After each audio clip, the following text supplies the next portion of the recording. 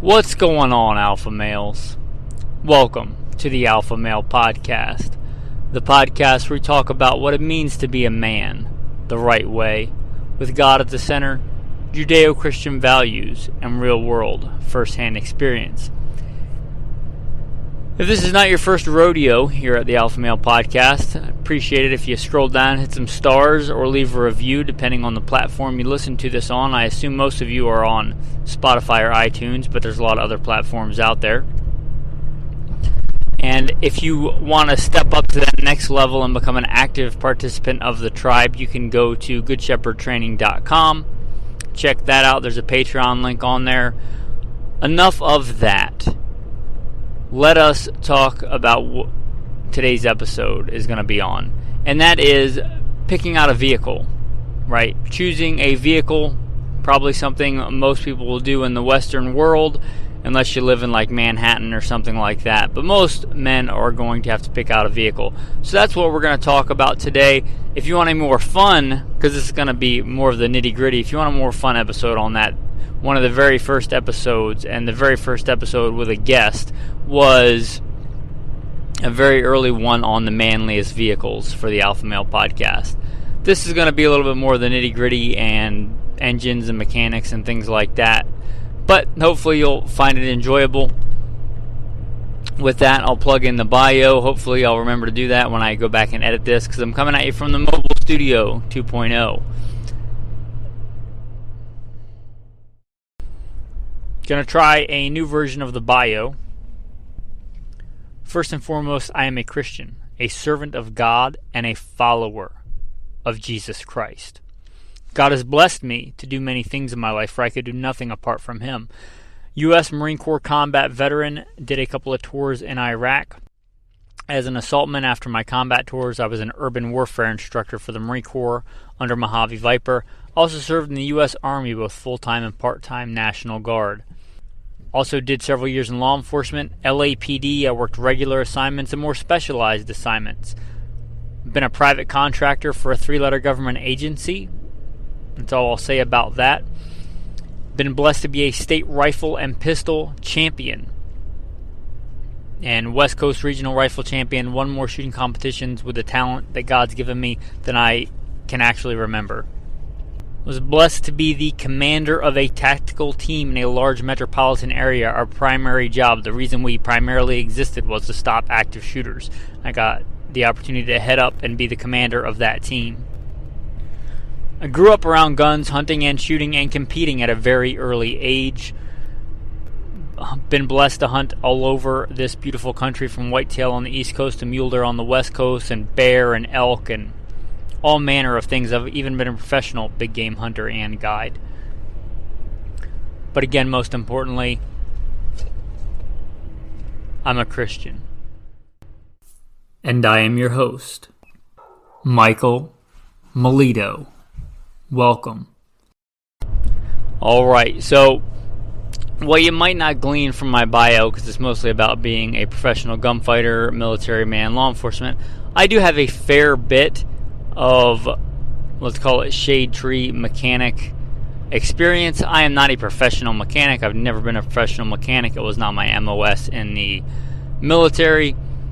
But I have worked on engines since I was very, very young. My father being a commercial fisherman and just working on his own things and putting in engines and working on diesel engines and gasoline engines and small engines and things like that. I have a fair amount of experience.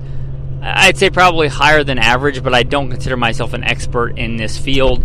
I have, with not by myself, but I have, rebuilt engines and done things like that.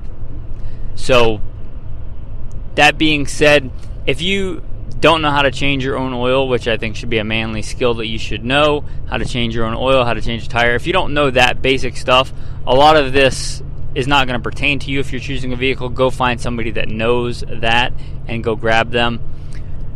The other thing I'm going to say is that this is not about buying a new vehicle. I have never ever bought a new vehicle. I don't advise being in debt for anything. I consider that a form of slavery, and I don't like it. I don't like to be indebted to any man. I serve God and God alone. Anyway, that being said, this is going to be more about buying used vehicles, although the first part may apply to both. So, let's talk about this is a verse from the Bible. When I was a child, I thought like a child. When I became a man, I put away childish ways. Right? When I was a child, I thought like a child, I reasoned like a child, I acted like a child. When I became a man, I put away childish ways. When I was younger, I thought it was cool to have a big, jacked up, fancy vehicle or whatever. I'm going to talk about this from a need standpoint. What do you need? Right? What's going to serve your purposes the best? What is useful to you? And then if you have some disposable income and you want to put it into a vehicle because you enjoy vehicles, by all means do that. But look at needs first. So, what meets your needs? If you live in a people hive and you live in the city and you live, New England or something, maybe not New England, it snows a lot there. If you live somewhere where you're never ever going to conceivably use four-wheel drive, then that's not probably a consideration for you. And it makes things a lot cheaper and mechanically a lot simpler. If you drive a lot and you are going to have one vehicle and you drive a lot, gas consumption is a real thing, and that's part of your budget that adds up a lot over the year. So if you drive a lot, daily commuter, gas consumption might be a big consideration for you. So what are you trying to do with this vehicle? Do you work a 9 to 5, which I know a lot of you do? And are you driving, 30, 40-minute commute from your people hive to your cubicle and back? That's a different, what are your parameters? What do you want? What are you looking for in a vehicle? A lot of this stems from I've been thinking about vehicles and looking at vehicles a lot this week. If you're already a patron, you're already in the know. But the Mobile Studio 1.0, the vehicle I've had a very long time and really, really like that vehicle, was my Hummer H2. It may seem like an impractical vehicle for most people, but it was very practical for me. There was a time when I was working for a 3-letter government agency and driving a lot, doing professional gunfighter stuff, and I literally chose that because it was a good choice for me because I could sleep in the back of it. I had it set up with a bed in the back and a dresser. I took the back seats either out or folded them down. There's a lot of seats in a Hummer H2, and I could literally live in the back of that vehicle. I could drive it out into BLM land in the desert and sleep in it instead of driving 3 or 4 hours each way to get to the nearest anything, right? So it was a very practical vehicle for me. I also did a lot of off-roading, and I got that vehicle. Now, I got that vehicle before I was married and before we lived mobily and hauled a camper around, so it was right at the limit of what it would tow. That Hummer did me well. It got almost, I believe, to 300,000 miles before she gave out, and she gave out this past week in Nebraska. And that was just an ordeal. I was in Nebraska. I was hoping to be there for like a day, and we were there for well over a week. The Hummer went out, and I was in the middle of Nebraska. It was like single digits sometimes and below zero with wind chill and stuff at times, I was told, and I didn't have the infrastructure and everything to repair it. It had some pretty serious issues that I couldn't just fix with my basic toolkit, right? And I couldn't it just happened to happen when we were going across country, not at a destination where we were staying or where we were going, and I didn't have the infrastructure to be able to fix it. So it was time, sadly, to sell the Hummer. And I sold it even in unrunning condition. I was able to sell it really quick. But anyway, that was the old Mobile Studio. Hopefully you enjoy the new Mobile Studio. It's quieter. Anyway, I spent the entire week looking at trucks, right? This truck and that truck and analysis, almost to paralysis, right? Like this engine versus this engine versus this engine. And I'm going to touch on that a little bit. If you are choosing a certain year, make, or model for a used car, my advice generally is the same as a firearm. Make sure it's proven. My general rule for firearms, that if you're going to trust your life to it, if it's just a fun gun, like you're going to go out and plink with it, or it's a safe queen, this doesn't really apply. But if it's a gun you're going to carry and trust your life to, don't trust your life to anything unproven, and don't trust your life to anything the first 3 years that it's out. A lot of guns, no matter who they're made by, really good manufacturers, when they come out with a new thing, a lot of times they have to work bugs out. That's just part of engineering and mechanics, and whether it's a gun or a vehicle, a lot of that applies.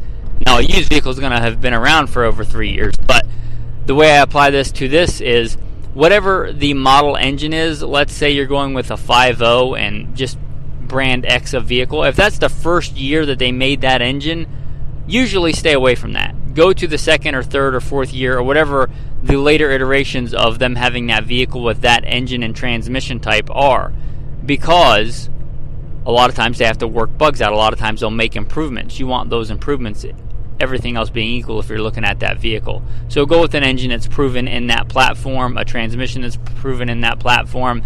A lot of times, like anything else, when something very first comes out, like if it's the very first new iteration of the 7.7 liter mega V12, and I'm just making up numbers, that's not a real engine, but if that's the very first year cutting edge that it comes out and you're buying that, I would say stay away from it, because it's likely to have problems, a lot more likely than something that's proven, like a small block Chevy that's known for being a proven design. So I would say that, what do you need the vehicle to do? I needed it to tow, and I didn't want it to be at the marginal limits. I needed it to tow well. Unlike most people, I actually do off-road quite a bit. At least when I'm out west. I'm headed back east now, which I say that a little bit sadly. But I love my wife, and she wants to go spend some time with her family, so we're heading back east. But I like to be off-road. I like to go places where there aren't paved roads. That's something I do pretty normally. So that's a thing for me. Also, as a prepper and things like that, I like the ability to go where there are no roads. That's a big thing for me. Anyway, that was a consideration for me. Those were two big considerations, and I want something that was going to last a while. By God's grace, working those big city jobs for a time, I was able to put away money for a rainy day, so we didn't have to go in debt. My wife and I, we both chipped in on this vehicle, and we didn't have to go in debt to get a decent vehicle, by God's grace. Anyway, in choosing an engine, choosing a vehicle, look at what they're likely for people that maintain them well. Look at what that vehicle is capable of doing. When I got the Hummer, I chose the 6.0 engine. There were two different iterations, but the 6.0 was a proven design engine. It's well known. It's known for being a good engine. This, when I settled on looking at a bunch of different vehicles, and no offense to anybody out there, but my wife and I both, we've never owned a foreign vehicle, and she did that even before I met her, and I did that. I've never owned a foreign vehicle. Now, I know a lot of parts, even on American cars, are made foreign, but I like to buy American when I can, especially with a vehicle. I know that a lot of people will say Toyota and stuff is made in the U.S., and hats off to Toyota. They make a fine product. They really do. Honestly, they're probably the most reliable vehicles, if I'm being honest. But I like to buy American. Just something about me, I like to buy American when I can. So my wife and I both decided to go American. We've always done American, so that was a parameter for us. We wanted to get an American vehicle. After looking at a couple of things, we decided, at first we were looking at vans, because a van would do what we needed it to if we could find one in four-wheel drive, and I just couldn't find a decent one in four-wheel drive. But a van is a very practical choice for us. Because we live as neo-nomads and neo-pioneers and pilgrims. We travel all over. We both work remote. So that would have been a good choice for us. We just couldn't find one. So the next most practical choice was a pickup truck. So we looked at a bunch of different pickup trucks, a bunch of different engines. We kind of decided on a few different iterations on the Ford F-150. And we wanted one. We were initially looking at some that were a little bit newer, but in our price range all had really high miles. I originally was looking at that because you get problems when you go with older vehicles, just with different things. And what I was really looking for to keep the price down, just like on the Hummer, I was looking for one that had a bunch of body damage. Because I don't care about body damage as long as it doesn't affect the frame or the motor or anything like that. So I bought a Hummer with quite a bit of body damage, restored it, and rhino-linered the entire thing. If you've ever seen pictures of the original Mobile Studio, I loved that vehicle. It was great. I rhino-linered the entire thing. OD Green Rhino Liner, or actually Rhino Liner is a brand name. It was truck bed liner, monster liner. Turned out great, and I got it for a really good deal because it was all beat up on the outside. But I didn't care because I don't like things shiny and chrome anyway. I like them matte. Chrome is kind of an abomination to me unless it's inside a gun barrel. I don't like it on vehicles. Anyway, I did the same thing with this vehicle. I wanted something that was beat up on the outside because it would drive the price way down. So if that's a consideration for if you care about what the outside of your vehicle looks like, maybe you go the opposite, but I could care less as long as it runs smoothly. Getting to looking at specific vehicles, when you walk up to it, a couple of things to take a look at as far as things go. When you walk up to it, a good idea to look under the engine, right? Especially if it's somewhere that person parks a lot. Is it leaking fluid? Right? That's a big indicator. Is it leaking fluid? So look underneath the vehicle, see if there's a fresh pool of fluid. Now, a lot of older vehicles, depending on how old they're going to be, they may leak a little bit of oil. They may leak a little bit of certain things, and that's totally normal for high mileage engines. But if you can, try and get the cleanest ones. If it's you look and there's a lot of puddles of fluid where that person normally parks, then that's an indicator. If they've driven up somewhere, if you're meeting them somewhere to look at a vehicle and they've only been there a couple of minutes and you see fluid on the ground underneath the vehicle, unless it just happened to be there before, that's a big indicator. Maybe stay away from that vehicle. Also, going to the fluids, you might want to, you certainly should if you're buying a vehicle, pop the hood, look underneath it. Good of you to check the fluids. It's a good idea to check the fluids. If that oil is dark and nasty and filthy, then that probably means it's like that a lot, because it's probably not just coincidentally the one time they went over on their oil change, right? Getting oil changed regularly is a big part of how long an engine will go. Now, engines are individuals. Some of them die earlier than others. But in general, if you maintain your fluids properly in a vehicle, it will last a lot longer in general, right? So if that oil is filthy and disgusting and nasty, and you should know what nasty, disgusting oil looks like, that's a pretty good indicator. Maybe don't buy that vehicle. If the engine oil is clean, maybe they didn't do it all the time, but it's a better indicator that they did, because they care about the engine of their vehicle. All the other fluids, obviously, just a lot of those other fluids don't get dirty. You can check the transmission fluid. Hopefully that's not dirty. Probably stay away from that for sure. That can be a giant headache. But things like the coolant and I don't really care about windshield washer fluid, but the coolant, is it topped off? If it's super low, they may have overheated that engine a time or two if they never ever check their engine coolant, right? And you don't want a vehicle that's been overheated if you can avoid it. A lot of times it's fine if they know what they're doing and they let it cool and don't try and dump. If they know what they're doing, it's not a big deal, but you can try and avoid that if you can. Look at things like belts and hoses. Those aren't expensive to exchange, but again, it's an indicator if that engine has been sorely neglected, maybe not the vehicle for you. Walk around, make sure all the doors and windows lock and roll up and down.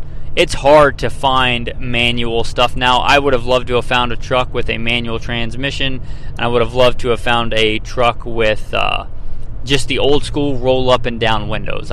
It's not what I ended up with, but I like those. But if it has electronic stuff, make sure that all works. If it has four-wheel drive, make sure you put it in four-wheel drive, and you should know what it sounds like when a vehicle goes into four-wheel drive. Like you should be able to feel the difference when you're driving it. So test that kind of stuff out. Make sure that it works. If that's important to you, if that even applies to you. I am used to rust-free states. So to me, when I was looking at a vehicle in Nebraska, because I've spent a big chunk of my life in the Southwest, I was kind of disgusted at how much rust was on the vehicles, but I came to quickly realize that there was rust on pretty much any vehicle that was from that state that I saw. There was just rust. It just is a thing. I didn't like it, but that's the position that I was in. If you can buy from a rust-free state, if you have the time to go to a rust-free state, it's probably worth it if you can. We were stranded halfway across the country, so I had to buy a vehicle where I was at. And that being said, I don't really care about the body. A lot of the bodies in rusty states have rust on them, but the frame. If the frame has significant rust, then I stay away from that vehicle, right? The frame is the most important thing. That's one of the reasons I was able to sell the Hummer, even though it didn't run very quickly, because it's a rust-free Hummer from a rust-free state. The frame on it is awesome. The training was awesome. Anyway, the frame is like one of those things you can't really replace, right? You can even replace an entire engine if it's a common, well-known engine. But you can get a rebuilt engine a lot of times for not a lot of money. And if you know how to do the work and put it in yourself, not that big a deal, actually. Sometimes even easier than a transmission. But a frame is the frame, right? That's like if you think about that as a gun, a lot of you guys are gun guys, think of that as like the receiver, right? That's the part that everything else attaches to. That's really important. So check that for rust. Make sure it's a good, decent, robust frame. Shocks, everything like that. Look at it. Make sure that it's not worn out and beat up. When you test drive the vehicle, you should look for handling. And again, depending on what you're looking at and how old the vehicle is, a lot of much older vehicles will have a little bit of slop. But like, is the car responsive? When you go to turn the wheel, is it responsive? Does it have a lot of slack in the time you turn the wheel and the time the vehicle starts to turn? Can you wiggle the vehicle, can you wiggle the steering wheel back and forth and the vehicle not really move? That's an indicator that something might be loose in the front end. You may be willing to deal with that. You may be able to negotiate on the price on that. You may be able to look and see that the front end is fairly complex, more than just a loose tie rod or something underneath there, and you may want to steer away from that vehicle. But that responsiveness of the steering wheel and things like that. Also check the brakes. How much life do the brakes have? Not a giant deal if the brakes are at their end of their life. A lot of people never even think about it until it's time. But something to consider. What might be a little bit costly is if they drove it past the time it needed brake change and you see big gouges out of the rotors. The rotor, if you don't know how a brake works, not to over-explain stuff to you, but you'll have disc brakes or drum brakes and they'll interact with the rotor or the drum and they will cause friction. But if you get past the point where you're supposed to replace those brakes, the actual metal shoes of the brakes can wear in there and cut pretty decent grooves. Or just if the brakes are neglected and not changed when they're supposed to, you can have pretty significant grooves in the rotors. Sometimes they can be spun out, sometimes they can't. But that's something to be aware of. You want clean, smooth, rotors on the brakes. Now, I'm not a big fan of computers, which is kind of funny because I run this business mostly remotely and online. But I definitely am not a fan of computers in vehicles. That being said, with regulations and emission standards and things like that, there really aren't any new vehicles that don't have computers, which is really sad. And just with the stage of life that I'm in right now and needing a newer, reliable vehicle to haul us around the country, it is what it is. But you want to check. I don't put much stock in the sensors and the lights and the codes. A lot of times those go off and don't mean anything. Every light in that Hummer was, I don't know about every, but almost every light in the dash for the computer on that Hummer was on for years and years and years. And they were when I bought it, and I had it checked out when I bought it, and they were just garbage codes. They were just a default in the system. But that might be an indicator if the check engine light is on, especially if they don't have a good answer for why it's on. If you ask them how long the check engine light's been on, and they say it's been on for a year, and you ask them why, and they don't know, that might be an indicator to not buy that vehicle because they haven't even bothered to check. If they know, hey, the check engine light is on because of this stupid sensor that went out and it's a pain in the butt to get to inside the engine, but there's nothing wrong with it, then there you go. That's perfectly reasonable, logical explanation. Like if my check engine light comes on and I have it scanned and it's some stupid sensor that's, something that I don't care about, then I'm totally fine with the check engine light being on because it's a computer thing. But if it's something serious, or they don't know, that's an indicator that it might be something serious that they never took care of. Just some indicators there, so you want to be aware of that. There's all kinds of what I consider silly sensors and codes, like the tire sensor things. Those things go bad all the time with good tires and good air pressure, and they just don't work. I could care less about those. You might want your thing all prim and proper. Not really applies to me, but you might want to know that if that applies to you. Make sure what I call the actual gauges work, right? Your temperature gauge, your oil pressure gauge, your fuel gauge, and your temperature gauge, if I didn't already say that, your oil temperature gauge and your regular temperature gauge, and if it has a transmission temperature gauge. All those what I would consider essential gauges. Your RPM gauge and your RPMs and your speedometer, all that stuff should work, right? And if it doesn't, you should know about it. If you don't care about a gas gauge not working or something, because you're just going to always keep it topped off and it's a really old vehicle, that is what it is. But those are what I consider the important gauges. Make sure that those work. You should know what a good engine sounds like. So when you start it up and you're listening to it, whether you have the hood popped or you're sitting in the driver's seat, you should kind of know what a good engine sounds like. Some engines are louder than others, but you should know if something's off on that. Like, you should be able to listen to a tick, a timing problem, anything like that. And this is going back to, if you don't have some basic mechanical knowledge, bring somebody with you that does, because they'll be able to tell, oh yeah, that doesn't sound right. And maybe it's a minor issue, maybe it's a major issue. Some of those things you can literally just listen to and tell, like, oh yeah, it squeaks, that belt needs to be changed, not a big deal. Or you can listen and be like, that's not supposed to be there, that tick, that whatever, that misfire, that's not cool. That's not something I want to deal with. Going to the bottom end, you probably should get underneath that vehicle, look around underneath there. Again, looking for rust, looking for damage, looking for things like that. Looking at things like the front and rear diff, the front and rear differential on there, making sure they're not crazy leaky, making sure, the transmission, like the seals around the transmission and the oil pan. Now, the oil pan, a lot of times will have a little bit of leak on it, but like massive amounts of drip, like literally drips of oil coming off the oil pan gasket, or the transmission seals and things like that. That, again, depending on the age of the vehicle and what you want to deal with, may be an indicator that you want to steer away from that vehicle. Anyway, that's all the big stuff I can think of for checking out vehicles, deciding on a vehicle. Hopefully you found this useful and helpful. Again, probably doesn't apply to everybody all the time. Hopefully your vehicle is running great and you're not in the market for a different one. But I thought it was good, useful information to put out there. As a thanks for staying tuned till the end of the episode. I like to throw out a tactical tip. Before I do that, I just want to mention Good Shepherd Training and Patreon one more time. I'm humbled that you guys listen. I really am. It's humbling to be able to serve this community, and I really do mean that. I'm also very, very grateful and very thankful for everybody that steps up to support the podcast. If you're interested in doing that, go to Patreon. With that, the tactical tip of the day, in fact, I might throw out a couple. Monster liner. I mentioned that if you are, well, I guess you could put it on any kind of car. You put it on, I tried to talk my wife into putting it on her little Ford Focus. But anyway, Monster liner. It is truck bed liner. A lot of people call it Rhino liner, but that's a brand name. But truck bed liner, that's designed to be put on with a roller.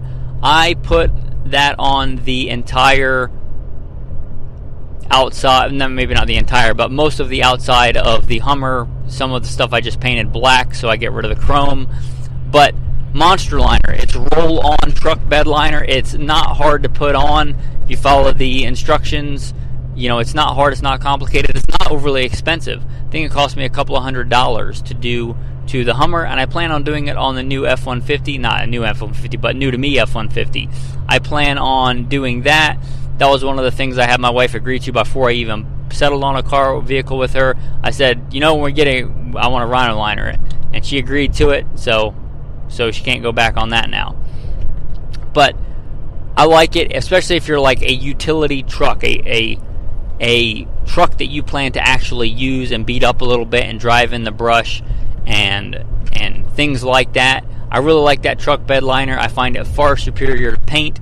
So again, if you're the kind of man that wants it for the utility and doesn't really care, I guess it looks cool too. I got a lot of compliments on the Hummer on how it looked. I settled on OD green. I'm not really sure what color the new vehicle is going to be, but I do like green. But Monster liner comes in, I don't know how many, but like probably dozens or well over a dozen colors, blacks and grays and oranges and reds and yellows and whatever kind of color you want. I like to stick with earth tones, but it's roll-on truck bed liner. You can scuff up the paint on the vehicle, and you can rhino liner right over it if you want to do your whole truck or car or just the bottom half of it or whatever, if that appeals to you. But that monster liner, they don't give me anything. I get no kickbacks. I paid my own good money for it years and years and years ago, and it held up really, really well. I was really impressed with how beefy and robust that monster liner was. So I'd recommend that, and you can roll it on yourself. You don't have to spend thousands of dollars to get it put on. You know, that could be quite expensive if you wanted that done to an entire truck, but it's a couple $100 if you want to do it yourself. At least when I did it last time, who knows how much it costs with inflation.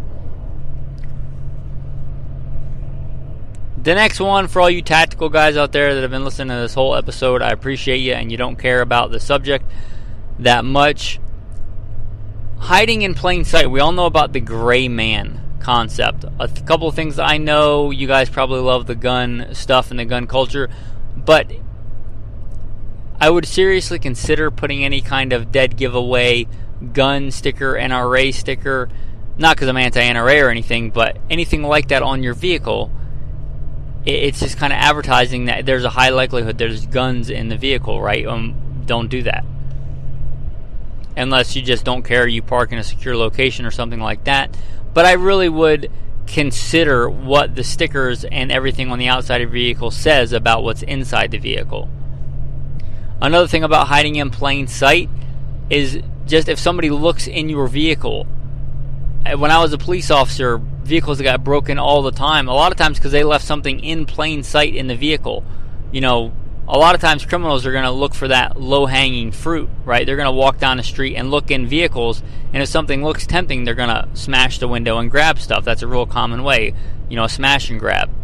If you have something in your vehicle like that, cover it up. Like, don't leave your cell phone laying on the thing when you go inside, and I'm guilty of that sometimes too, but it's a good practice to get out of that, especially now that I'm going back east and the population density is higher, and just crime is more likely because there's more people to commit it. So that's just the thing.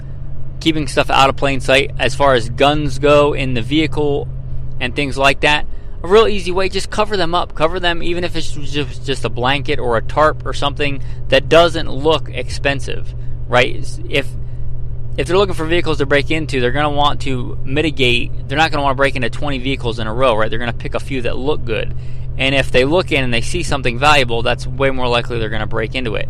If they look in and they see an old blanket laying on the ground or an old tarp with a few cheap tools on it or something that aren't expensive, not like a brand new, Makita drill or something like that, but old beat up, pair of pliers or something on a tarp, they're just going to look in there and see that it's not very tempting to them versus them looking in and seeing something really expensive, a nice tactical bag that they might surmise has a gun or something in it. Just throw a tarp on it. Throw an old blanket on it. Those old fleece blankets are a good prep anyway.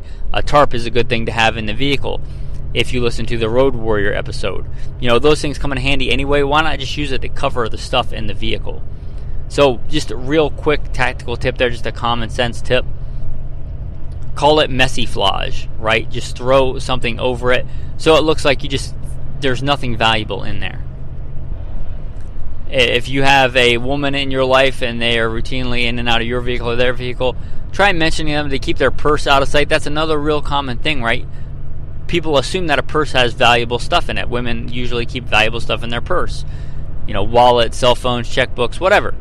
So just a real simple thing. They can have it in the front, have it handy, just put it under the seat.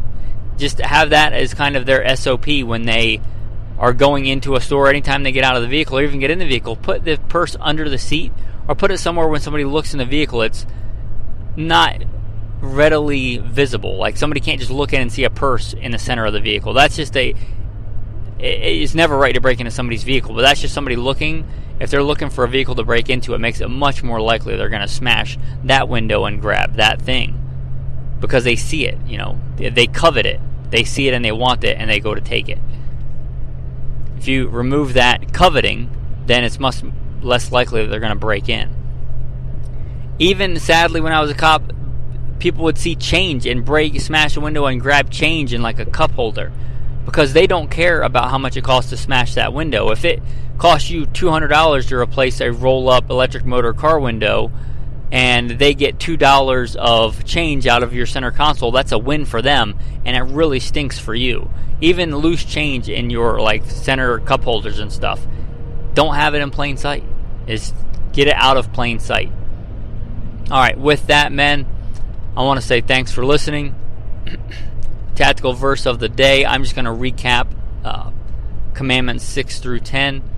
You shall not murder. You shall not commit adultery. You shall not bear false witness against your neighbor. You shall not covet your neighbor's house. You shall not covet your neighbor's wife, nor his male servant, nor his female servant, nor his ox, nor his donkey, nor anything else that is your neighbor's. Commandments 6 through 10, men. Beware of coveting. Beware of coveting. That's part of being an alpha male, is striving to have control of your thoughts, especially of your actions, of your speech, and even of your thoughts. That's part of being an alpha male. It's part of being a good man of God and walking that righteous walk, being holy, being set apart, being different. A lot of the population today, a lot of men just spend their entire time just living in covetiveness, right? They live their life coveting things that is not good for them to covet. Get out of that. Be better than that. Rise above that. Be an alpha male. With that, thanks for listening and have a blessed day.